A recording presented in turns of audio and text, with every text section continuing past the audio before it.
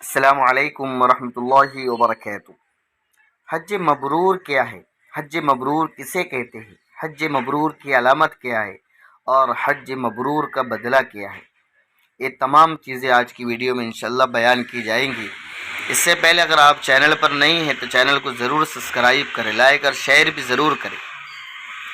حج کی فضیلت کیا ہے؟ رسول اللہ صلی اللہ علیہ وسلم سے پوچھا گیا سب سے افضل عمل کون سا ہے؟ ای العمل افضل، سب سے افضل عمل کون سا ہے؟ آپ صلی اللہ علیہ وسلم نے فرمایا اللہ اور اس کے رسول پر ایمان لانا۔ پھر پوچھا گیا اس کے بعد آپ نے فرمایا اللہ کی راہ میں جہاد کرنا، اللہ کے راستے میں۔ پوچھا گیا پھر اس کے بعد کون سا عمل افضل ہے؟ فرمایا حج مقبول، مقبول حج۔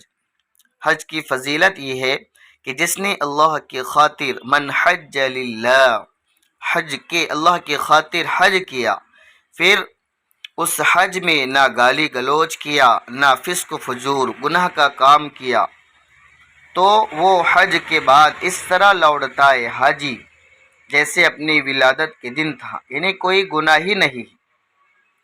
اور حج مبرور اس کا بدلہ کیا ہے؟ اللہ کے نبی صلی اللہ علیہ وسلم نے فرمایا الحج مبرور لیس لہ جزاء الا الجنہ، کہ حج مبرور کی جزا، حج مبرور کا بدلہ جنت کے علاوہ اور کچھ نہیں۔ حج مبرور کا بدلہ سیدھا جنت ہے۔ امام نووی رحمۃ اللہ علیہ نے حج مبرور کے بارے میں فرمایا صحیح قول کے مطابق حج مبرور اس حج کو کہتے ہیں، یعنی حج مبرور کسے کہتے ہیں؟ فرمایا حج مبرور اس حج کو کہتے ہیں جس میں گناہوں سے بچا گیا ہو، جس میں گناہوں سے بچا گیا ہو۔ اسی طرح مقبول کو بھی مبرور کہتے ہیں۔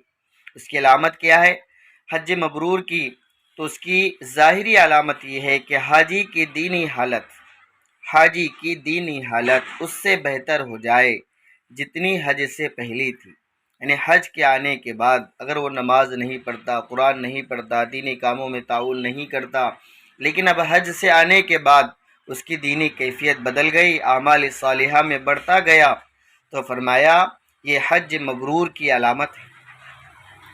فرمایا حج اللہ کے نبی صلی اللہ علیہ وسلم نے کہ حجاج اور عمرہ کرنے والے اللہ تعالیٰ کے مہمان ہیں۔ حج اور عمرہ کرنے والے اللہ تعالیٰ کے مہمان ہیں، اگر وہ دعا کرے تو قبول ہوں گی، ضرور دعا قبول ہوں گی، اور اگر مغفرت چاہے تو بخش دیا جائے گا۔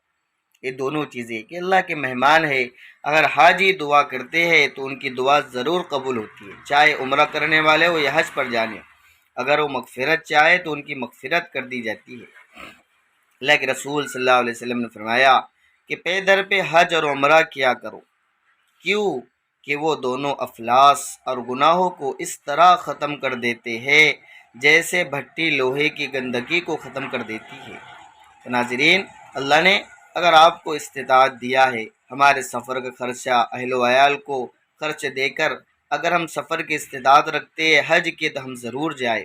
اللہ کے نبی نے فرمایا کہ جو حج سفر کی استطاعت رکھتا ہے اگر وہ حج نہیں کرتا تو مجھے فرمایا کہ وہ یہودی ہو کر مرے یا نصرانی ہو کر، کوئی پرواہ نہیں ہے۔ اس لیے اللہ نے ہمیں مال و دولت عطا کیا ہے تو ہم ضرور حرمین شریفین کی زیارت کریں اور پیارے آقا صلی اللہ علیہ وسلم کی قبر مبارک پر ضرور حاضری دے کر سلام پیش کریں۔ یہ اللہ کا بہت بڑا انعام ہے، گویا انسان گناہوں سے پاک و صاف ہو کر وہاں سے آ جاتا ہے۔ والسلام علیکم ورحمۃ اللہ۔